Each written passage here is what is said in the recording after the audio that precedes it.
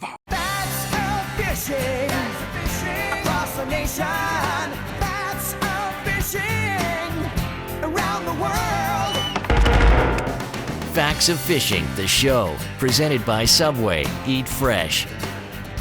SHIMANO, technology you can feel. Yamaha, reliability starts here. Live Target Lures. And Bass Pro Shops, your adventure starts here. Proving just how smart he isn't, this week our hero decides to do a mat punching show for largemouth bass on a day that has the worst weather conditions for mat punching. Really, people, really, how did this dude get his own TV show? Without further ado, here he is. I can't say this. Just read the script.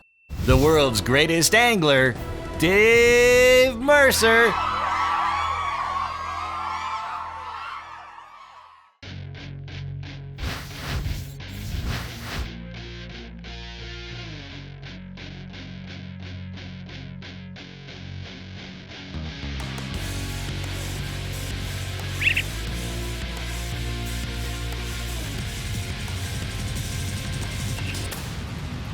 Today we are going punching. And the best weather to punch for bass is super sunny, hot days where all those giant largemouth jam under that slop. We checked the weather beforehand and the weatherman said this. It's a pretty nice day out there. We have plenty of sunshine as we go through the next couple of days. We're really looking to be in good shape. We will be keeping it dry. But we got this. Once again, the weatherman said this. Take a look at this. I mean, widespread clear across the region. No rain at all in the forecast. And we got this. So, proving to all of you that I'm definitely not the sharpest knife in the drawer, we're going punching anyways.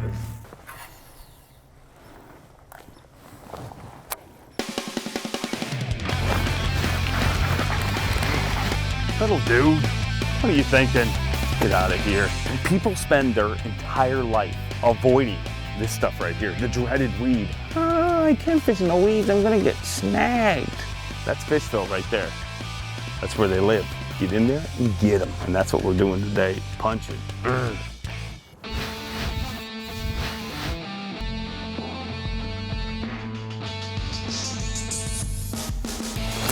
Big fish. Come here, dude. Giant fish. This thing is buried in an absolute pile of nastiness right there. You're free now. I got you now, dude. I think I got you. Yeah, I do. Oh, yeah. As soon as that little rodent popped through that slop, clunk, all I felt was this mule on there. That right there is what punching is all about. Get in there where no one fishes, and these dudes, they will come and eat. What a fish. Awesome.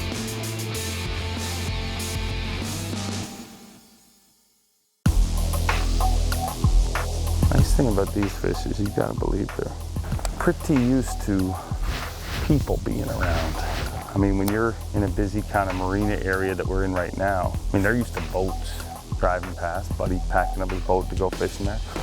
Another one. Come here. Come here, dude.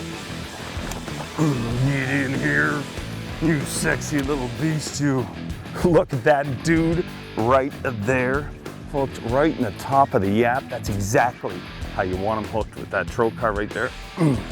You hook them up top like that, you are not gonna lose too many of them. Awesome, awesome fish. I love punching. This is the happiest I've ever been while facing impending disaster. Let's get him back in the water and get another one. I love it. Chunky fish. I think we're gonna have a lot of fun. Come on, Barzilla. Don't fear me. I'm but your friend. Get up in here, you sexy beast. Not a giant, but tell you what, I will take it. See ya. You know, one of the things when you're in an area like this is You know, you don't have to be super quiet because it's a marina. I mean, there's boats leaving and stuff like that, but always be as quiet as you can. And one little trick, you know, I pulled into this little corner, lowered my talons, and rather than, you know, moving the bow of my boat around, now I can fish the back half without moving the bow of the boat around. You know, it just makes sense. Use all of your boat.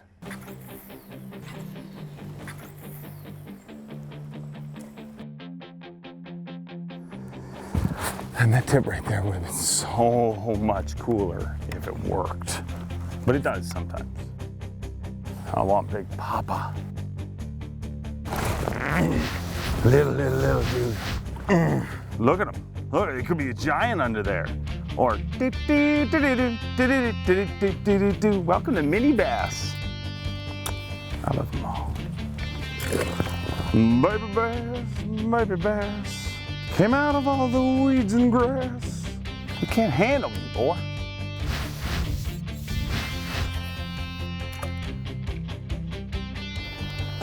There we go. Oh, good one, too. Oh, come here, dude. Get in the boat. Oh.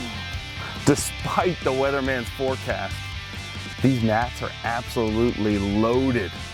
Get in there and punch yourself up some of these big green bass. Awesome, I love it.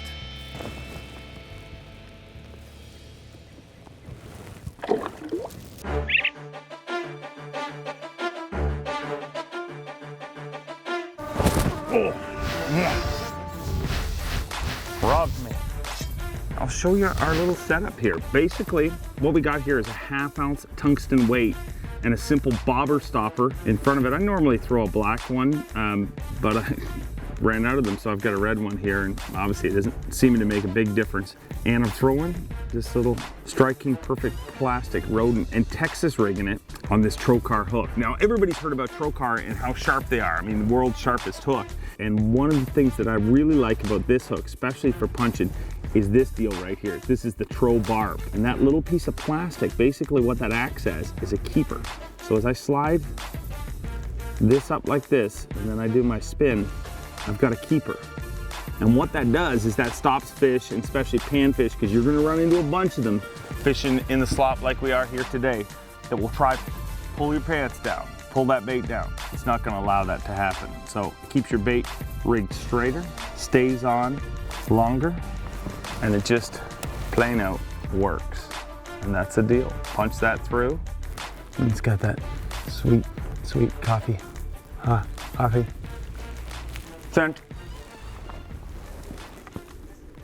And the fish eat it.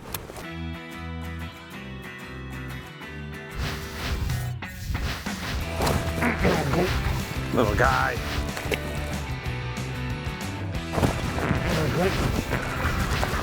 Junior, you go messing with my bait, boy. Get back in there. I'll tell you, the reason that I, like to punch with a bait like the rodent is because if you look, there's not a lot of appendages basically to get hung up in the slop. So when you're punching it through, it's just a little easier. Good one. Come here, dude. Get in the boat. I like it. Awesome, awesome critter. What makes this spot so good is basically, this is a bass buffet. Let me get this guy back in the water, and I'll let you know what I'm talking about. I like it.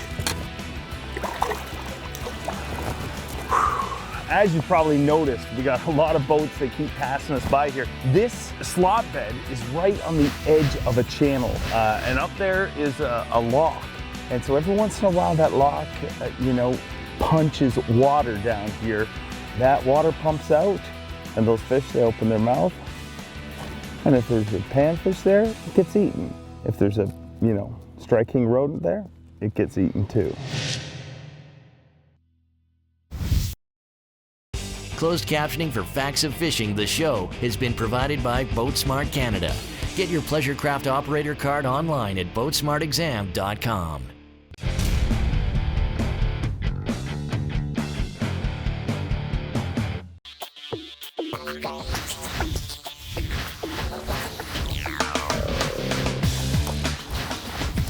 All right, so there may be some of you watching that just, you know, that you see me do that big cast and maybe you're thinking I'm just really bad at pitching. But the whole theory behind that is you gotta get your bait through the mat, and not just the surface mat. I mean, sometimes there can be a basket weave of weed.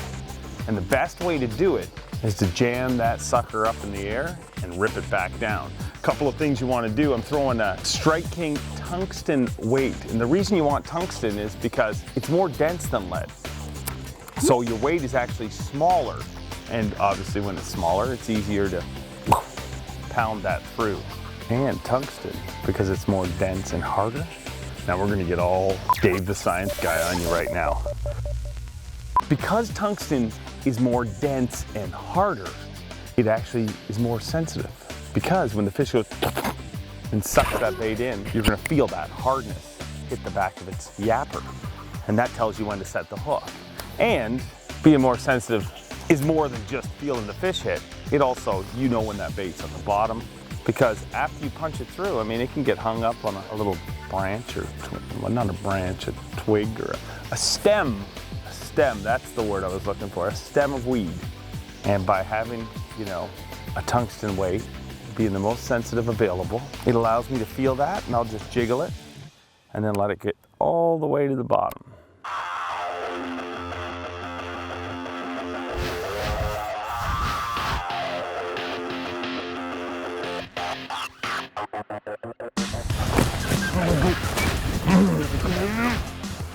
Another good one.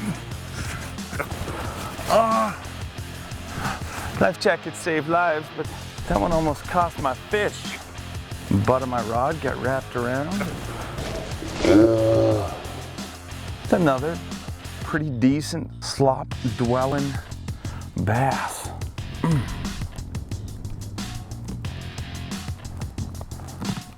How did that? Look at this, dude. I'm gonna cut this off, retie it for him. So you see what happened here? We got line wrapped around, and the best thing to do, cut your hook off, hooks out of them, lines out of them. I'm gonna retie and let this dude go. See ya. Oh, idiot. When you retie your bait, you're gonna have a hard time punching through if you forget to put your weight on.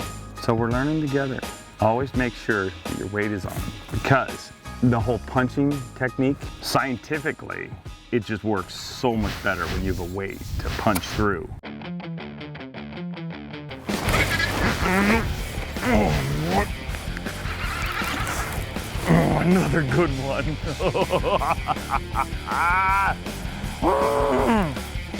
The rain is pounding, but so are the fish. Get back in the water. Back to your home. What an awesome day. Some days, it's very, very good to be me. Come to think of it, pretty much every day. And when you get in the super, super soupy slop like this, I mean, trolling motor is gonna make a racket to get you around, and it may work a little, but sometimes the right approach is right here. The push-pull, the dreaded push-pull. It's crazy. That's why there's so many fish in here. Look how deep that water is. But you can sneak your way through an area like this and get back where, to be honest, most other anglers won't go because it's a bunch of work. And generally, like your mom used to tell you, hard work pays off. Show me how the piggies eat. That's how the piggies eat right there, giant. Big fish, big fish. That's how the piggies eat right there. Come here, dude. Oh, God. Come here, you big piggy, piggy, piggy. Can't you see? That dude right there. I don't care how many times I catch a fish out of the slop. Once you set the hook and you feel that, a little part of me gets all tingly inside. If you know what I mean. That's Zilla. Look at that pot-bellied pig. Oh, I don't want to let you go, but I love you, so I will.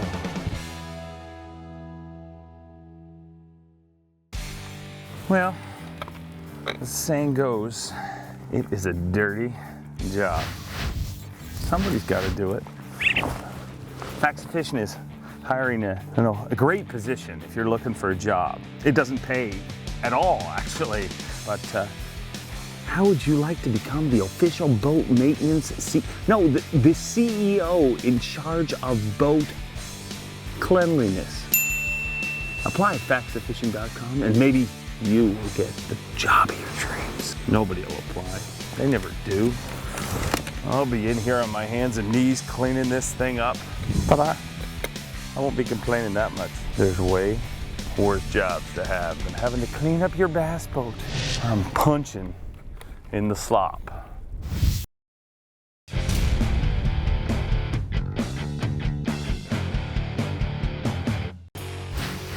Fishing in the rain, fishing in the rain. 1 ounce tungsten weight, a 10-inch rage tail worm. It doesn't get any more nasty than that. That's a good one too. Get out of here. Get in this boat, you dirty little beast you. You like the anaconda, huh? Likes the big anaconda. You know what? I like him. Get out of here. Another one. Oh, another one. Come here, dude. I thought he was a bit bigger, but he ate the anaconda, didn't he? Why weren't you an 8-pounder? Oh, that's right, we're not in Florida. Fish. Oh, off. Oh. I like losing them. You know, these big rage tail anacondas, this is a 10-inch worm, a big, chunky worm. And it blows me away the amount of people that really do not throw bigger worms. And the reasoning is bait's too big for, a bass. But you gotta remember, they ball that thing right up in their mouth. And there's a reason they're called the largemouth. They have no problem munching that whole bait down. And, like I said a little while ago, I like to throw a lower profile bait, something a little bit smaller that slides through the slop a lot easier. But every once in a while, when I've caught a bunch of the active fish, I'll throw this bad boy through, and it's got that rage tail that drives the fish crazy. As the SS Minnow goes by, just looking for Vicky and Captain Stubing right now.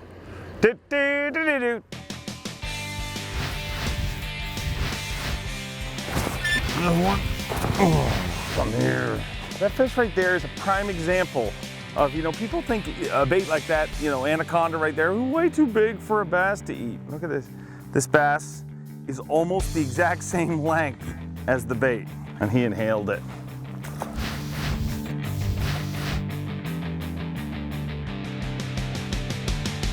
Oh, there we go.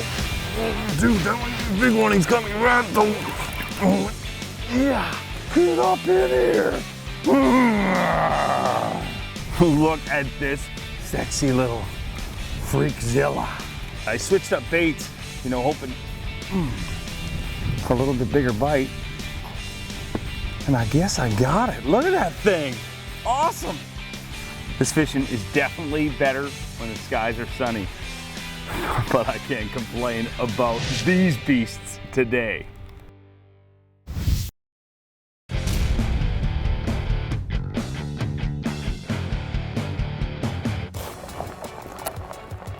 They told him not to go, but he didn't listen.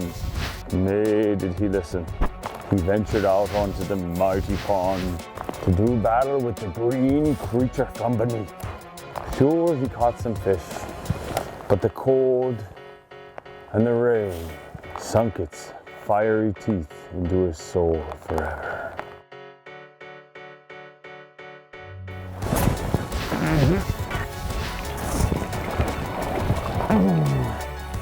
Get in here. Look at that dude right there. Awesome, awesome fish. See ya. When a lot of people think of the ultimate day outdoors, they don't think of standing in the driving rain and putting themselves in imminent danger of an electric storm, or even pushing themselves around in a bass boat in the Slop full of camera guys and camera gear. But one guy that does think that's awesome is me.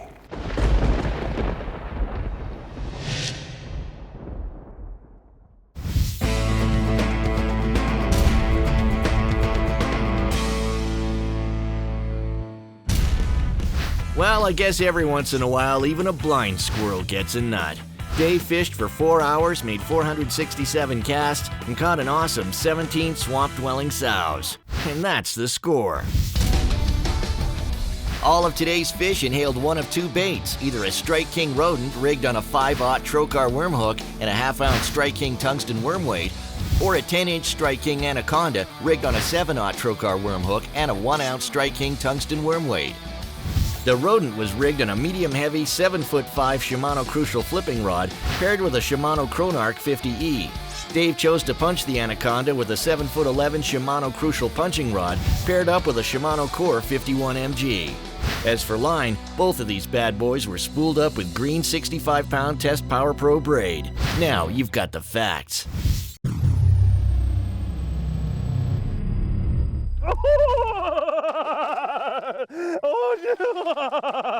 Ah, it's my favorite time of the week. This so-called TV show is finally over.